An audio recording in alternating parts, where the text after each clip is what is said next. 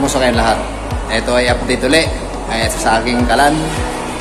Siya ngayon ay naka-rocket mode. Ibig sabihin, kinumpress ko yung apoy sa gitna. So, tingnan nyo ang kanyang performance ngayon.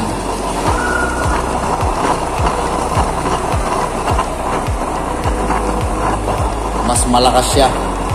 Although may nagbabackfire, pa nga sa ilalim. Okay, so babaliktarin ko lang yung camera.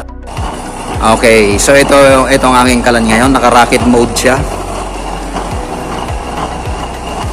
Ibig sabihin, kinumpress ko lang yung apoy na lumalabas sa gitna.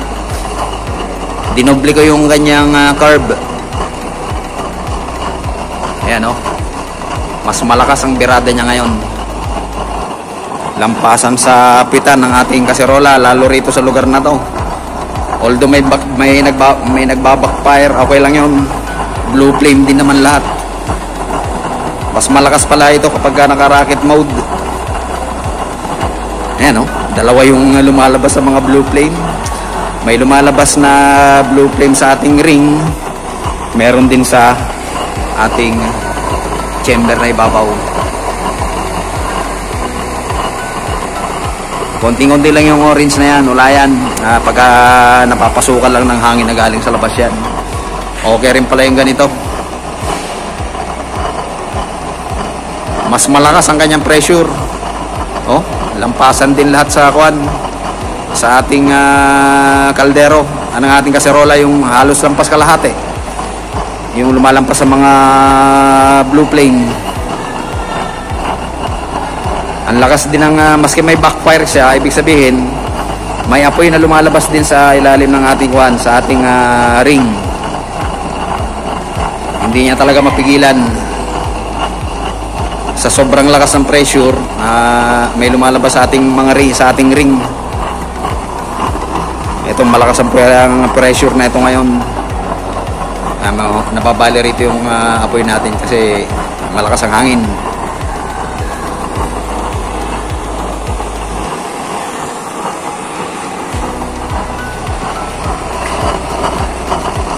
Ayos na ayos ang performance na ito.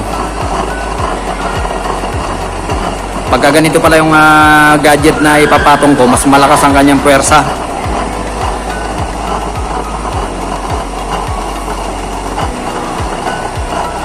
Okay, so tatanggalin ko yung ating kaserola para makikita nyo yung yung tinatawag na rocket mode. Okay, tatanggalin ko yung kaserola para nakikita nyo yung sinasabi kong rocket mode.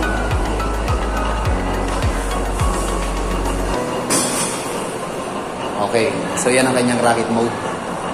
Ang taas ng apoy niya siguro sa mga mahigit 12 inches.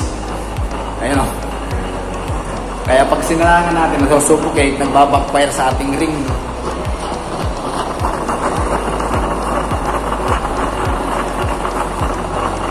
Okay, so babaliktarin ko lang yung camera. Baka masunog. Hirap po na. Okay, ganito ang performance niya kapag naka-rocket mode siya.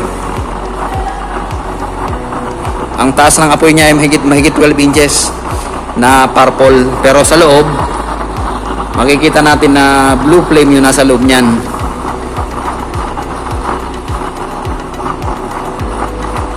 Pag lumabas nga lang ng chamber, nagkakaroon ng orange. Yun ang kuwan yan. Pero pag sinalangan natin, nawawala yung orange na yan. Ang pumapalit niyan, kulay kulay asul na. So, ang taas ng apoy, oh. Halos 12 inches ang taas na purple yan. Lalayo ko yan para nabivisualize nyo. Ayan, tignan nyo yung natin, oh.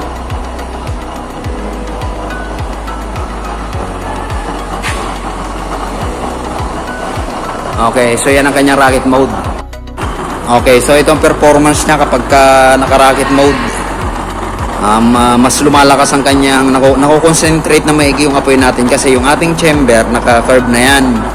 Tapos yung dinagdagan ko pa ng isa pang curve uli sa ibabaw. Kaya yung apoy natin mas lalong tumaas.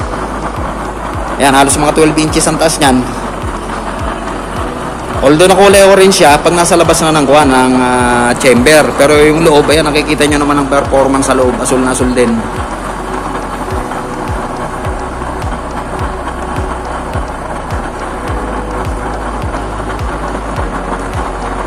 Okay, so subukan natin uling salangan ng kaserola. Tingnan natin kung mawawala yung orange na yan.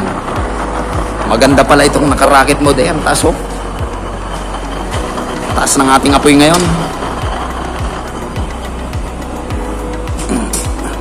Sasalangan natin yan.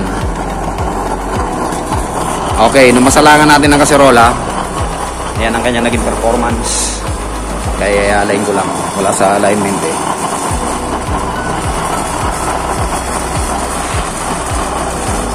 Babibrate ang ating takip. Ayan. Nakahalos nag-backfire yung mga blue flame sa ilalim. Ayan o. Blue yung nasa ilalim natin. Na nagbabackfire kasi masyado malakas ang pressure.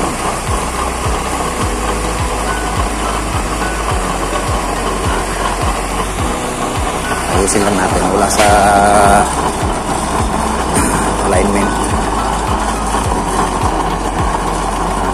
Lakas ang hangin, no? Nababali yung ating yung ating apoy eh.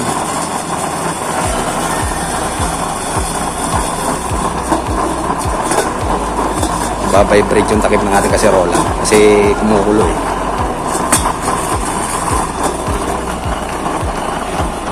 Medyo pinasingaw ko. Ingay.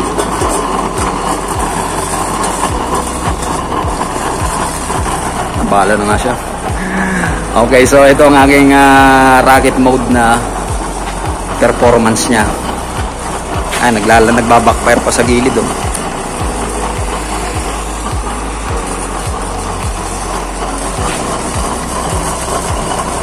Oh, talagang malakas ang pressure na ito.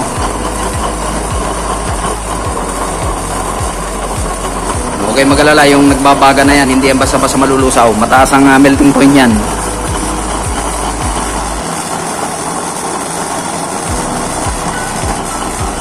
Bali, dalawang curve nang nangyari dyan sa kanya.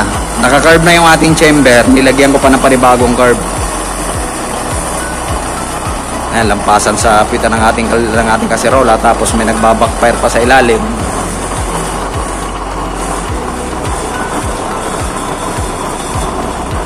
Walang lumalabas na orange sa ating kaserola.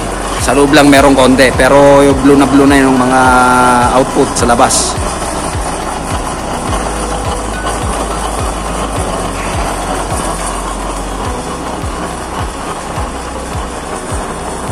Against the light ako rito.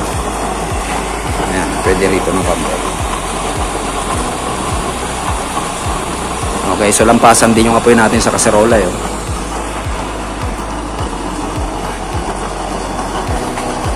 Okay, so babalik na rin ko lang yung ating camera. Okay, so maganda rin pala ang performance na ito kapag nilagyan ko ng additional na curve sa ibabaw.